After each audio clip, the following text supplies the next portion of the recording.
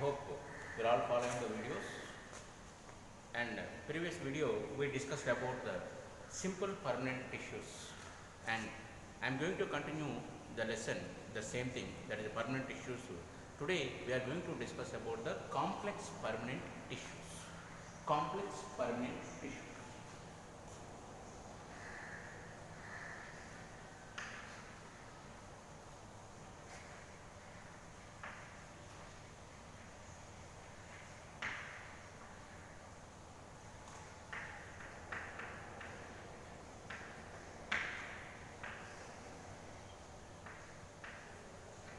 Complex permanent tissues. As I told you that the simple permanent tissues, the tissues which have the only one type of cells in it, either living cells or non-living cells will be presented there. But whereas in the complex permanent tissue, the tissues which are having the both the living cells as well as the non-living cells also presented in this. Both the living cells as well as the non-living cells also presented in the complex permanent tissues. Okay, so and these complex permanent tissues are of two types. They are xylem and phloem.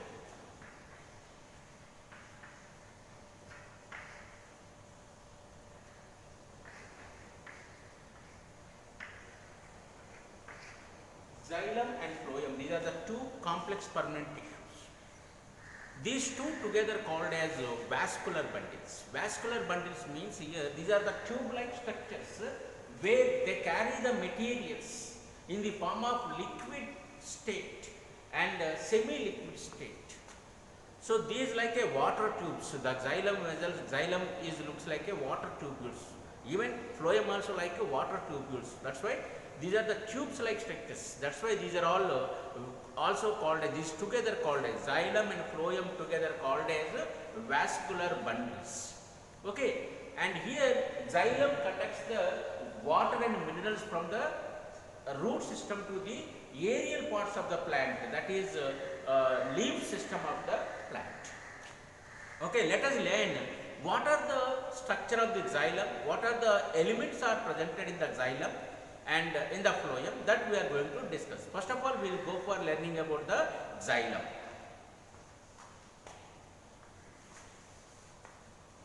Xylem is a water conducting tissue where it will conduct the water as well as the mineral salts which are necessary for the plant growth. The roots of the plant, suppose if you take this is the plant and this is the branches and this is the leaf system, shoot system. This is the root system, roots, and this is the shoot. That means leaves. So the roots absorb the water and minerals from the soil and they send the water and minerals to the xylem vessels, and the xylem will carry the water and minerals from the downwards to upwards direction up to the shoots, the aerial parts of the plant, that is the leaves complete. Okay, it is carrying from the downwards to upwards direction, and the carrying of or the conducting of the water from the xylem is always unidirectional. Is always unidirectional, from downwards to upwards direction. Okay, so that's why the water will be moving from the root system to shoot system of the plant. Okay, this is from downwards to upwards. It's always unidirectional. Always unidirectional. Okay, understand? And let us learn about the what are the elements that are involved in the xylem. Xylem has the four elements in it. That is tracheids,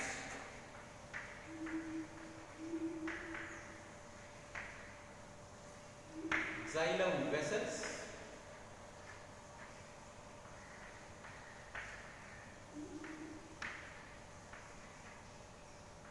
xylem fibers,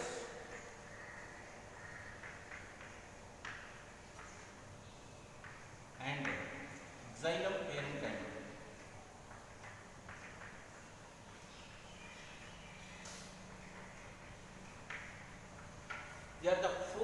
elements that are present in the xylem. The first three, you observe the first three, tracheates, xylem vessels and xylem fibers are containing the non-living cells, whereas the xylem parenchyma contain the living cells. So, most of the elements of the xylem are non-living cells.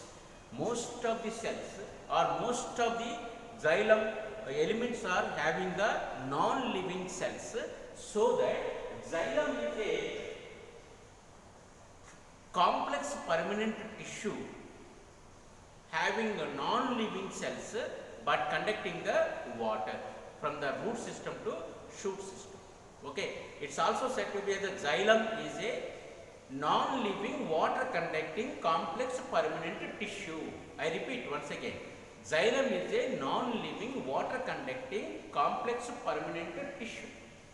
Okay, it is water conducting, means water is carried by xylem from the root system to shoot system of the plant, and it is a non-living because most of the cells in the xylem vessels, xylem tracheates, vessels as well as the fibers are having a non-living cells here, except xylem parenchyma is having the living cells.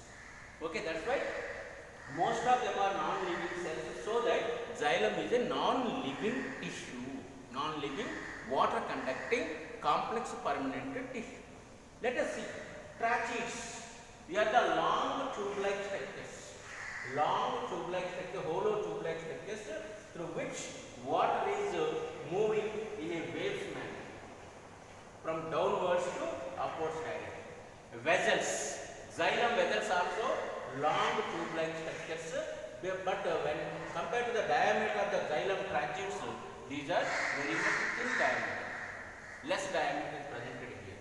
And next to xylem fibers, these are the complete long thread-like structures which are having the non-living cells, and these will give protection. Xylem fibers, these will give further protection for the xylem vessels. Okay, xylem tissue. And come to the xylem parenchyma.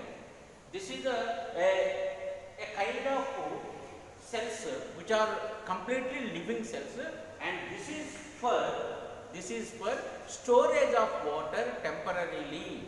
Storage of water temporarily in the xylem tissue. So that is about the xylem. It is a water conducting non-living complex permanent tissue. It conducting the water from the lower part, that means downwards to upwards direction. Downwards to upwards direction. So it is always the movement of the water in the xylem vessels or the xylem tissue is always unidirectional from downwards to upwards direction. Okay, now let us learn about the phloem tissue.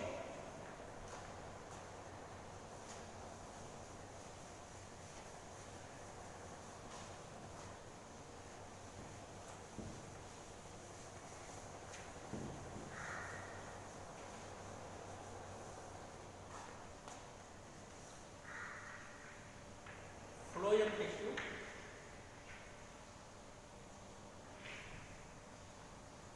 Phloem tissue, it is also a vascular bundle, that means it is also conducting tissue, but it is conducting the food material which is prepared by the leaves in the process called as photosynthesis. Preparing the food in the process of photosynthesis by the leaves, that food is supplied from shoot system to root system, and also from the shoot system to all over the plant. So the movement of this food material in the phloem tissue is bidirectional. It means at a time it can go downwards to upwards direction as well as upwards to downwards direction. The phloem tissue. So it is a bidirectional. The movement of the food in the phloem tissue is a bidirectional, and the movement of the food which is prepared, which is carried by the phloem tissue, it is called translocation.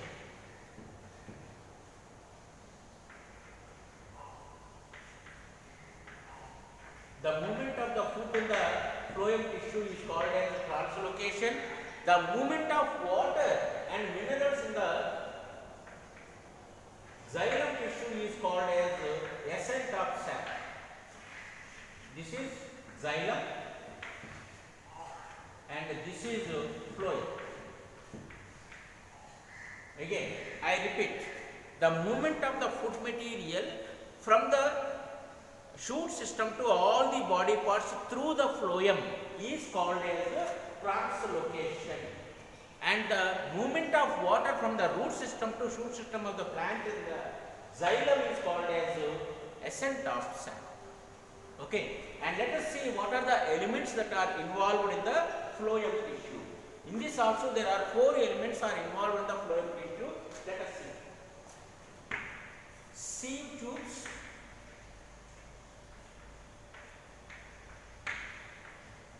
companion cells,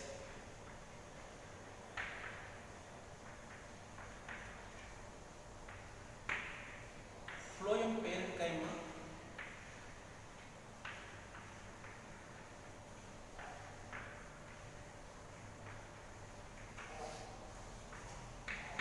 phloem fibers.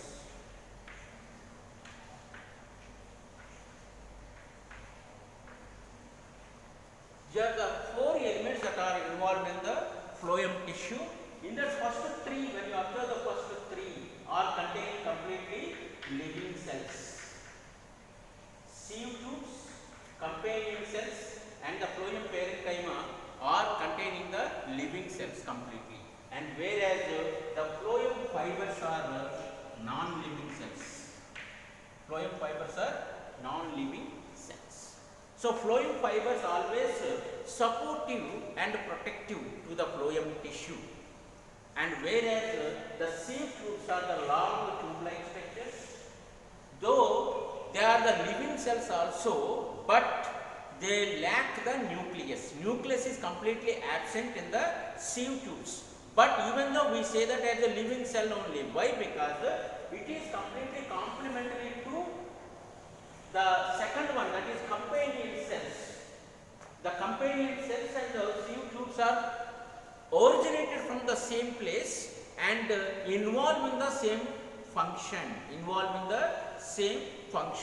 That's why sieve tubes and companion cells are also called as sister cells. Sieve tubes and companion cells are also called as sister cells. These two are originated from the same place and performing the similar function, that is a translocation of the food material. So, as the companion cells are having the nucleus and these sieve tubes are associated with the companion cells, so these two are said to be as living cells only. Okay, and this is the companion cells.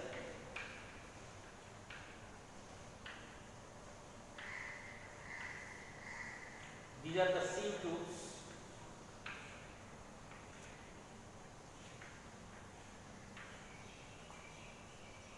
This is sieve tube. This is companion cells.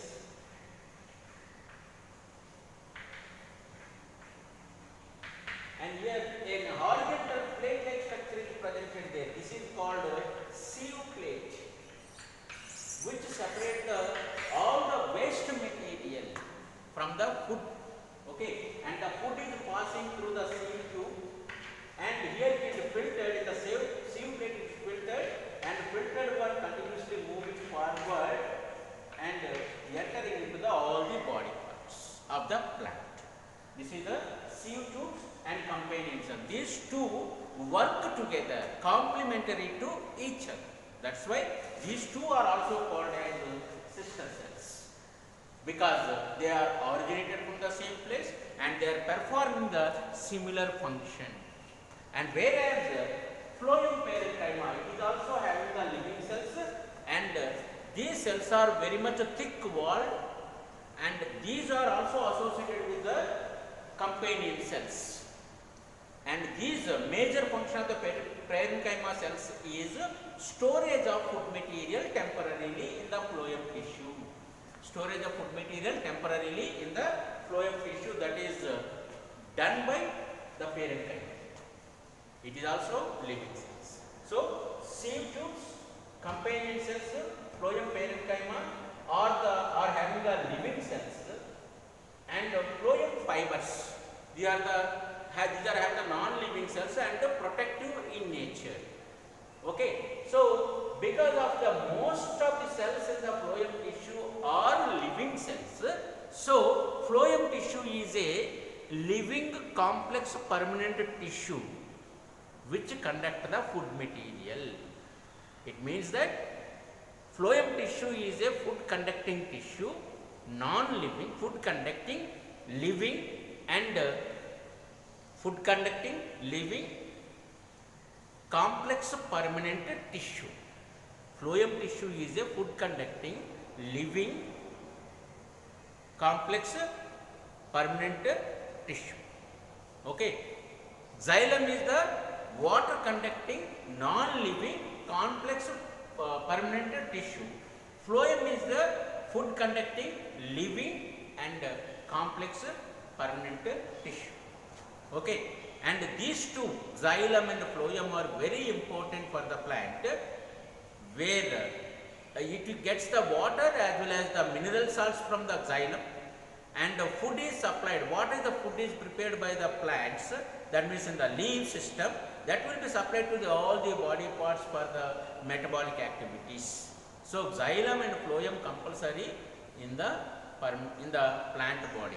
Here remember, the meristematic tissues are completely continuously dividing and forming the new cells, whereas the permanent tissues never divide. The permanent tissues never divide.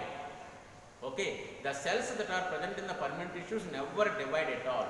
Okay, and one more important point I want to tell you, that you might be seeing the huge trees when they cut horizontally, you might be finding the trunk of the trees are having some rings are presented in this, like this. Some rings are presented. These rings are called as xylem rings. Xylem rings, or we can say annual rings. For every 1 year, these xylem rings will be formed, deposited in the stem, the trunk of the huge trees. By counting these rings, one can decide the age of the tree. See, suppose 1, 2, 3 means this tree is 3 years old. If the xylem rings are more or than, by counting those annual rings, we can decide the age of the plant, age of the tree, only in the trees. This is called as secondary growth, as we discussed lateral meristems lesson, as we discussed that in the secondary growth, all the trees will get the xylem rings. Xylem will be deposited in that. About the xylem and phloem, in higher classes some more details you will learn. Okay, this is about the complex permanent tissues. Okay, thank you.